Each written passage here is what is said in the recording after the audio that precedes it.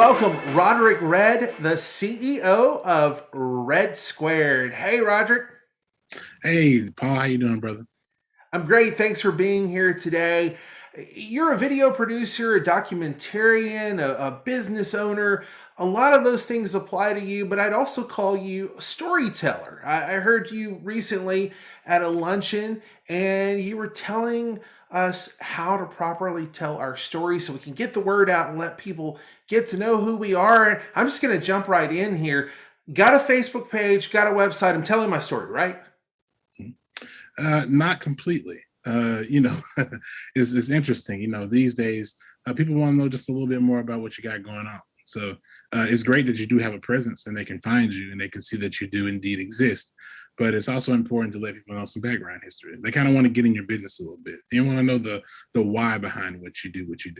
And so I always tell people, if you don't do anything else in terms of storytelling, make sure people know, why it is you do what you do, whether it's you or your company, because those are the things that kind of draw people in and bring them closer to what you got going on. So, Yeah, and we want to know more about the people behind the process, right? We don't need to know all the stuff about how your business necessarily operates, but who is operating the business? Why do you do it? Who do you do it for? We want to know the real heart of people, right? definitely. I mean, there's a small subset of people who care about the technical, like, oh my God, how much money did you make and how did you do that thing? But if you're casting your nets pretty wide, most people, the general public, are interested in, like you said, you, the person. What do you have going on? Why are they doing this? What's the purpose behind it? And that's what that's what's driving ethics driven campaigns and even products. There's people that will support products because of what the founder believes in and or what causes they take up, and what they believe. And so, it's important for people to for them to connect with you, to know, what makes you who you are. And you really got to start thinking about your company as like a person, not really like an individual thing that floats in the ether somewhere. It's a person, and you care about who you hang out with and who you talk to and who you buy from. So you want to do the same thing for a company if it was a person. So We've learned a lot during this COVID-19 pandemic. It affected so many people in such negative ways, and it continues to in some ways. But I almost hate to say there are some positives that came out of the pandemic. And for your business that helps to tell stories, you've had a lot of clientele who are reaching out to you and saying, now's the time to let people know we're on board with that cause, we're on board with that lifestyle, we're on board with. I mean, this has really opened up some windows and doors for you, hasn't it? it definitely has, man. The pandemic has slowed a lot of things down and helped a lot of people to reassess their values and what's important. And it's also been a good time to kind of soft relaunch anything they've been having going on. So almost every company in the country started to do that. And so they start to think about the ways in which they were telling their story and what will be the best way to put that out there. So it was good to see that slow down so we can kind of breathe and kind of catch our breath and see what's important. I kind of reflect.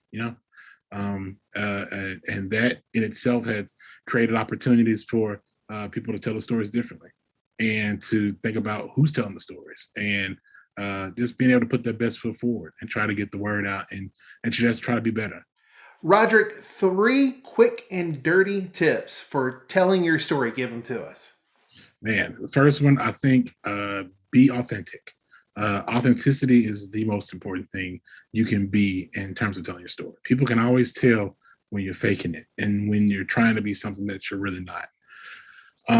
The second tip is to be concise.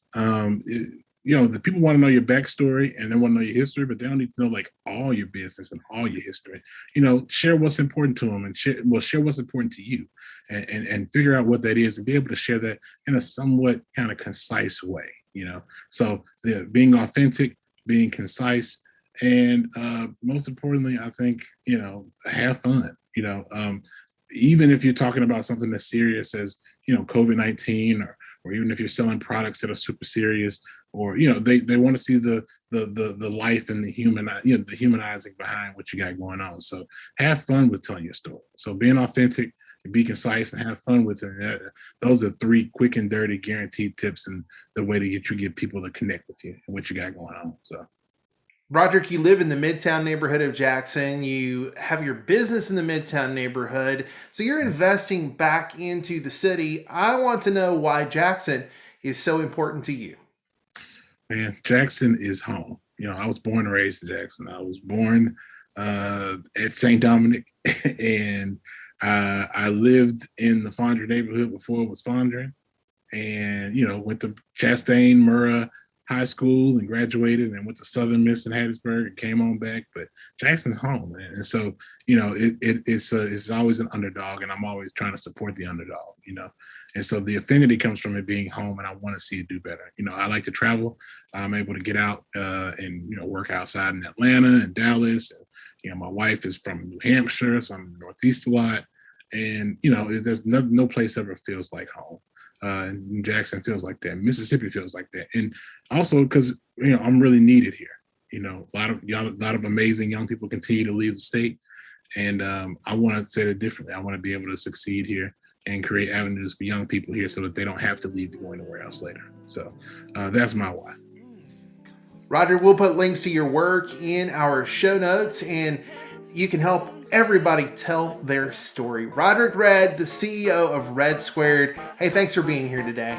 Thanks, Paul, for having me. I appreciate it, man.